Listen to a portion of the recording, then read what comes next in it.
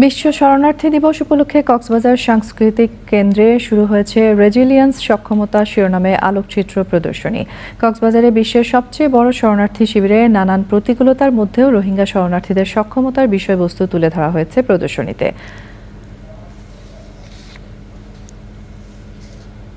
ওদের কোনো একটা গল্প শুনতে যায় বা কোনো একটা ছবি তুলতে যায়, তখন হচ্ছে কি আমি চেষ্টা করি আমি সবসময় তাদের কথাটা শুনি, তাদের গল্পটা বলার চেষ্টা করি। রোহিঙ্গা মেয়েরা অনেক অনেক ভালো ভালো কাজ করছে, অন্য ধরনের কাজ করছে, কেউ ইলেকট্রিশিয়ান হচ্ছে, কেউ মেকানিক হচ্ছে, বা আরও অনেকগুলো বিষয় আছে। ধরেন রোহিঙ্গা কমিউনিটিতে জন্ম নিয়ন্ত্রণ একটা অনেক বড় বিষয়, যেটাতে এখন অনেক মহিলারা জন্ম নিয়ন্ত্রণে উৎসাহী হচ্ছে। খুবই সেন্সিটিভ বিষয়ে রোহিঙ্গা মহিলারা এখন অনেক বেশি এগিয়ে আসছে। তারপর রোহিঙ্গা কিশোরী আছে যারা এখন অনেক বেশি জানে নিজেদের সম্পর্কে এবং নিজেদের সম্পর্কে বলতে ভালোবাসে।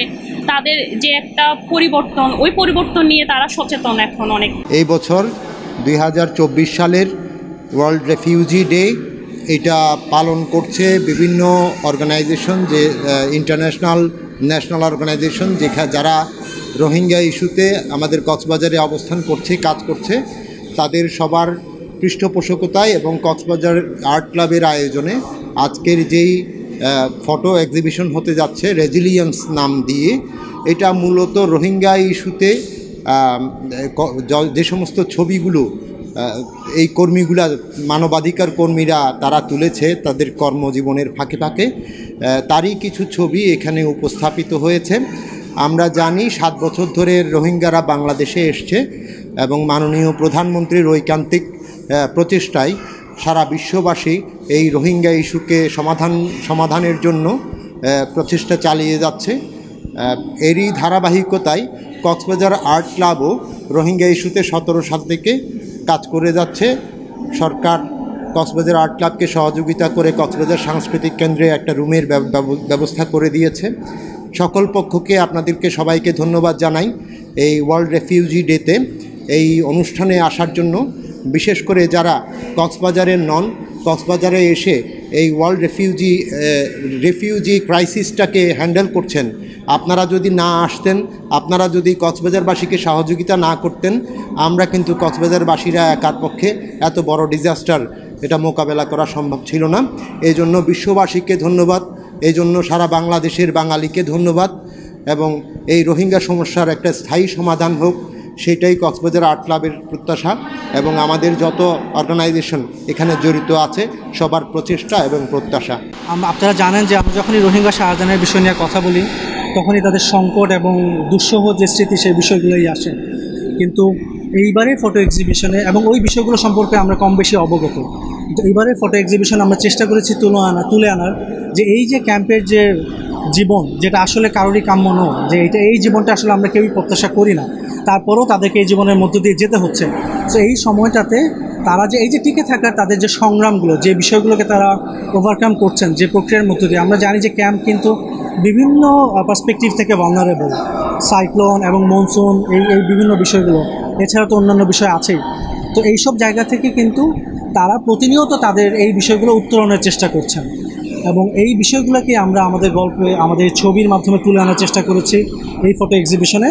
এবং আসলে আমরা যে মেসেজটা দিতে চাই, যে রোহিঙ্গা শরণার্থীদের সম্পর্কে যে আমাদের যে ধারণাটা আছে, এর পাশাপাশি তাদেরও যে এক ধরনের সংগ্রামময় জীবনের মধ্য দিয়ে তারা যাচ্ছে এবং তারা যে আসলে এই উত্তরণের মধ্য দিয়ে যেতে চায়, এইটাই ফুটে তোলানো হয়েছে। আসলে এর বাইরে যেটা আমরা আসলে সবাই প্রত্যাশা করি যে তাদের ভলান্টারি এবং সাস্টেনেবল রিপ্যাট্রিয়েশনে সমাধান, কিন্তু এই যে এর মধ্যকালীন যে সময়টা, এই সময়টা তাদের যেন স্কিলস, লাইভলিহুডের সুযোগগুলো তৈরি হওয়া, শিক্ষার সুযোগগুলো থাকা, এবং এইগুলোর মধ্য দিয়ে যে তাদের টিকে থাকার সক্ষমতাগুলো যেন আরও শক্তিশালী হয়, এই বিষয়গুলো আমরা জানি যে সরকার পুরো বিষয়টিকে যথেষ্ট সহযোগিতার মাধ্যমে তারা দেখছেন, এবং হিউম্যানিটেরিয়ান কমিউনিটির পক্ষ থেকে আমরা আসলে এই বিষয়গুলোকে খুব জোরালোভাবে তুলে ধরার চেষ্টা করেছি ছবির মাধ্যমে। এই ছবিগুলো যে শুধুমাত্র মানবিক সহায়তা প্রদানকারী কর্মীরাই তুলেছেন তা না, এখানে রোহিঙ্গা সরাসরি রিফিউজি ফটোগ্রাফাররাও আছেন, যাদের ছবিও এই এক্সিবিশনে এসেছে। তারা তাদের জীবনের এই রেজিলিয়েন্স বা সক্ষমতাকে তারা কীভাবে দেখছেন। The theme of this year's World Refugee Day is on resilience, and resilience is what we really want to demonstrate through these pictures, and it is demonstrating how people who have come here, who have sought refuge, are still surviving, are still having a day, they still work, they are still self-sufficient in many ways. It is to take away from the picture of refugees, which is more old-fashioned, where refugees were some people who just needed help. These people are survivors, they've come here, they're resilient, they continue fighting for their day-to-day life, they keep on working and working hard. We have in the camp different livelihoods programs where we're aiming them to teach them skills that maybe they didn't have. They come from a different background, they come from a different country, and many of them were farmers. In these camps, they don't have space to farm at the same level as they did. They need other sources of income. They need to be able, with their resilience, to provide for themselves.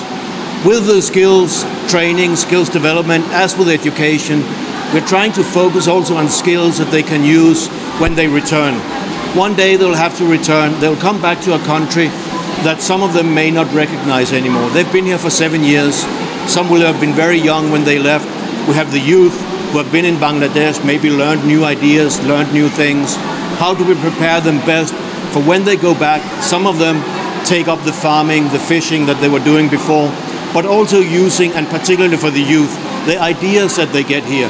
What can they take from Bangladesh that they can use maybe the older generation was not used to? So all of these questions that you're asking me sort of play into each other. It's resilience to keep on going when things have been hard, and they have been hard for the Rohingya, and they're still hard. It's teaching them new skills that they can use, both while they're here to supplement their livelihood, their income, get a better living standard while they're here, but also to go back with more education, more skills, that they can contribute to the old skills that they had, and particularly looking at the younger generation who have new ideas after having been in Bangladesh is really what we're looking for, what this World Refugee Day is all about. The photos, you'll also see all the photos are actually showing how they're engaging, some of them in normal day-to-day activities, other in learning activities, and other in learning new skills activities. So that's really what we're hoping to show here. It's a resilience, it's how they're gaining new skills, and it is how they can use that once they return back to Myanmar. So the photos, as I was saying, are all showing how despite all the adversity, all the hardship they've had to flee their country and come here. And they're still going on with their day-to-day life. That's resilience. They're still trying to improve their own lives and that of their families. That's resilience. They are all preparing that they want to go home once the war stops inside. That is resilience.